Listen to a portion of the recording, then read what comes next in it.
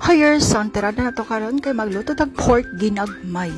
Yes, literally, ginagmay kay ginagmay pag-ad-ad ang ato ang karne, patatas o carrots. So, in Bisaya, nga, kinagmay. Atong iligawa sa itong pangmalakasang kaha for decades. Yes, kay iba-iba itong luton. And now, na to ang mataba sa baboy. Okay, na to na siya. And magawas na siya later on yung mantika. Then, diyan na to igisa nga to ang ahos o bumbay. Okay yun, sakit kaayo siya makapisik. Aray. Isikay siya. Tapos pag brownish na siya, isa ka na pa na to isunod ang atong ginagmay nga unod sa baboy. Yes. Tapos butangan na natin siya pang lasa. Para manuot ang lasa sa iyang karne.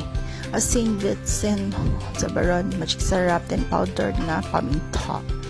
Then pag brownish na siya, isunod na po nato diha ang atong mga ginagmay nga patatas ug carrots. Butangan natin siya og tubig para ato na siyang pasagdan diha, pabukalan hangtod sa matender na ng ato ang karne, patatas, carrots na. Then balitan nato na siya, butangan nato siya cornstarch para malapot na siya.